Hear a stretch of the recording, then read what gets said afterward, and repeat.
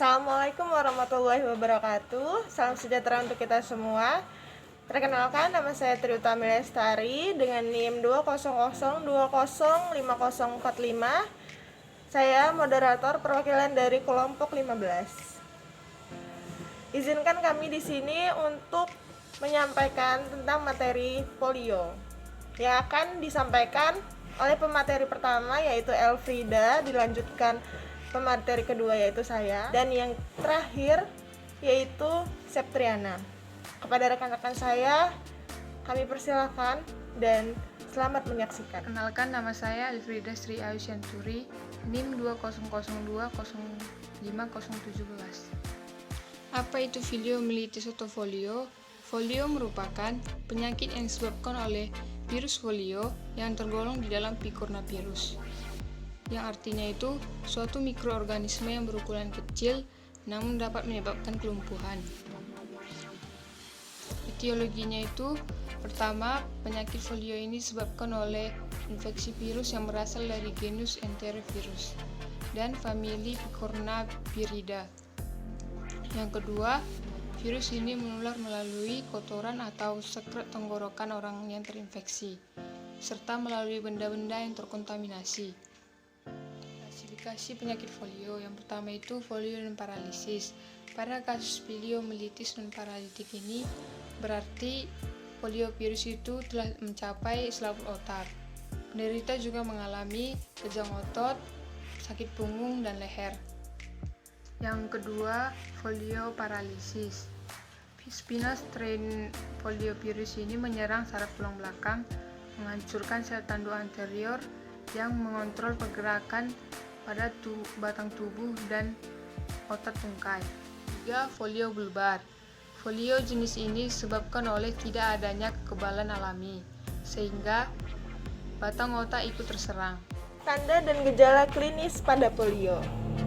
Yang pertama, poliomyelitis asimptomatis. Setelah masa inkubasi 7-10 hari, tidak dapat gejala karena daya tahan tubuh cukup baik, maka tidak dapat gejala klinik sama sekali. Yang kedua, poliomyelitis abortif. Timbulnya sangat mendadak, langsung beberapa jam hingga beberapa hari. Gejala berupa infeksi virus seperti malaise, anoreksia, nausea, muntah, nyeri kepala, nyeri tenggorokan. Terdapat konstipasi dan abdomen. Selanjutnya, poliomyelitis non paralitik. Gejala kliniknya hampir sama dengan poliomyelitis abortif, hanya nyeri kepala, nausea, dan muntah yang lebih hebat. Gejala ini timbul 1-2 hari dan terkadang ikuti penyembuhan sementara untuk kemudian remisi demam atau masuk ke dalam fase kedua dengan nyeri otot. Yang terakhir yaitu poliomyelitis paralitik. Gejalanya sama dengan poliomyelitis non paralitik, disertai kelemahan satu atau lebih kumpulan otot, skelet atau kranial. Timbul paralisis akut pada bayi, ditemukan paralisis vesika urinaria dan antonia usus. Patofisiologinya yaitu mulut, makanan atau minuman yang terkontaminasi oleh virus dan melalui percikan ludah, berkembang biak di saluran cerna, pada tenggorokan dan usus, menyebar ke getah bening, darah, dan seluruh tubuh, serta menyerang otak, sumsum, tulang belakang, dan simpul saraf. Biasanya menyerang saraf, penggerak otot tungkai atau kaki, dan terkadang juga tangan, serta menyebabkan timbulnya kelumpuhan dan mengecilnya tungkai. Adapun ciri-ciri penyakit polio ya sudah dijelaskan pada modul kita pada slide 58. Mari kita lihat bersama-sama. Pada slide 58 di situ ada perbandingan antara sebelah kanan sudah terkena polio dan sebelah kiri masih normal. Perkenalkan, nama saya Septriana Sohatati dengan NIM 200205037. Baiklah, saya akan menjelaskan tentang diagnostik medis. Tujuan diagnostik medis ini adalah untuk menetapkan keadaan normal atau menyimpang yang disebabkan oleh suatu penyakit. Ada beberapa poin yang termasuk di dalam diagnostik medis. Yang pertama, viral isolasi atau isolasi virus. Isolasi merupakan pemisahan yang artinya melakukan pemisahan pada pasien dari orang-orang sekitar agar tidak terjadi penularan. Yang kedua, uji serologi atau reaksi serologi dilakukan berdasarkan bahwa agen infeksius memicu host untuk menghasilkan antibodi spesifik. Yang ketiga, cerebrospinal fluid atau CSF. Ini yaitu cairan bening ada di sekitar dan di dalam organ sistem saraf pusat. Komplikasi. Penyakit komplikasi paling berat dari penyakit polio adalah kelumpuhan yang menetap. Dan ada beberapa penyakit komplikasi akibat dari penyakit polio seperti hiperkalsuria, melena, pelebaran lambung akut, hipertensi ringan, dan emboli paru dan psikosis. Ada beberapa yang terjadi risiko terjadinya paru, yaitu seperti belum melakukan imunisasi polio.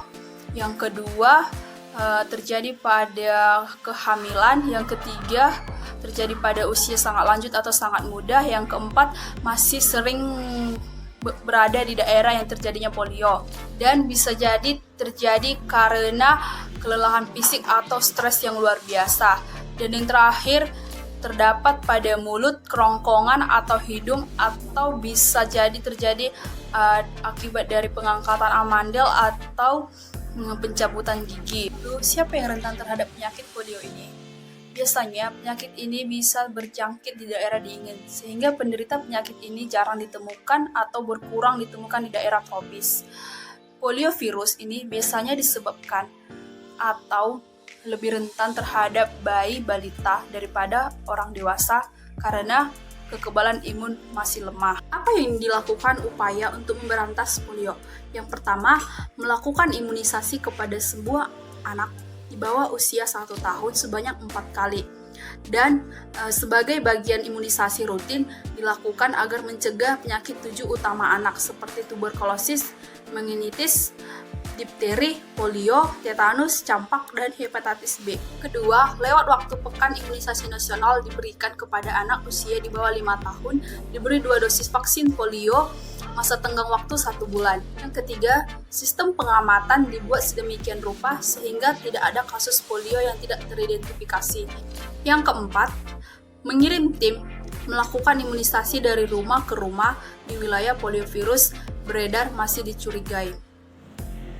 Terima kasih kepada teman-teman dan ibu dosen yang telah menyimak serta memberikan kesempatan kelompok kami untuk menyampaikan materi tentang polio. Semoga ilmunya bermanfaat untuk kita semua. Jika ada kesalahan kata, kami mohon maaf. Terima kasih. Wassalamualaikum warahmatullahi wabarakatuh. Salam sejahtera untuk kita semua.